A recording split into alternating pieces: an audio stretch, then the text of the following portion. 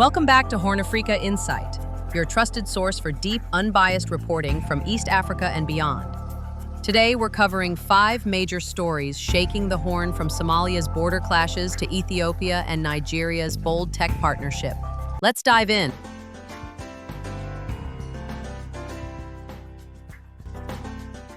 In Somalia's Gedo region, the border town of Beled-Hawo is gripped by violence.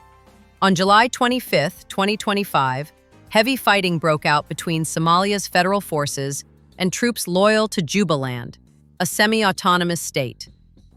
The trouble started when Mogadishu sent hundreds of soldiers to this key town near Kenya, a move Jubaland leaders in Kismayo called provocative and destabilizing.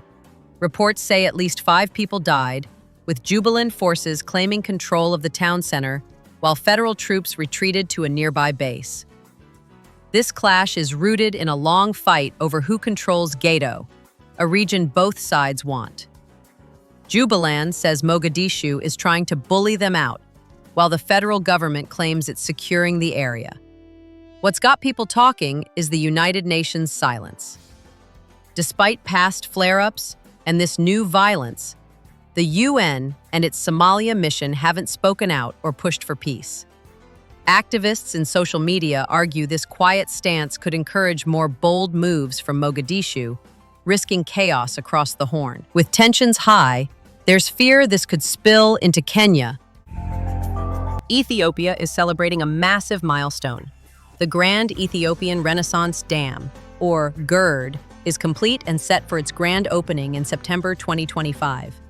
This $4 billion dam on the Blue Nile is Africa's largest, set to generate 5.15 gigawatts of power for millions of homes.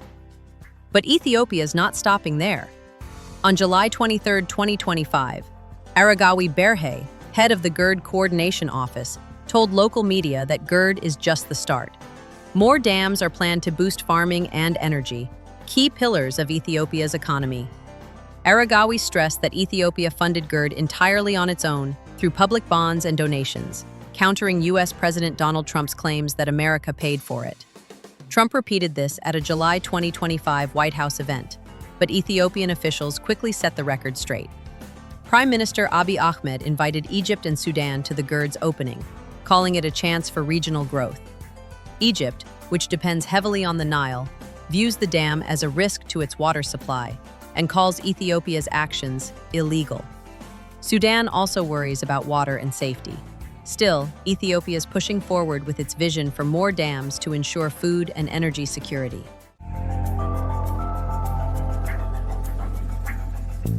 For over 6 decades, Ethiopia and Eritrea have been locked in a cycle of war, mistrust, and political betrayal. Ambassador Dina Mufti argues that this long-standing conundrum must finally be transcended through a bold and visionary approach. Inspired by Europe's post-World War II reconciliation, particularly the partnership between France and Germany, he proposes a supranational Ethiopian-Eritrean union that could transform the Horn of Africa. The ambassador outlines that while full political unification may be difficult due to Eritrea's distinct identity and colonial history, total separation has proven equally unworkable. Deep cultural ties, shared languages, and mutual economic dependencies make a purely detached coexistence impossible. Instead, he envisions a union built on 4 foundational pillars: economic integration, political coordination, joint security cooperation, and cultural exchange. This union would begin with a customs and trade agreement giving Ethiopia access to the Assab port, while allowing Eritrean businesses open access to Ethiopia's vast market. Political councils would enable dialogue without interference in each country's sovereignty. Security coordination would help stabilize the region and counter external threats. Finally, social and cultural initiatives would heal past wounds and strengthen people-to-people ties. Ambassador Dina stresses that this vision needs courageous leadership, grassroots support, and international backing.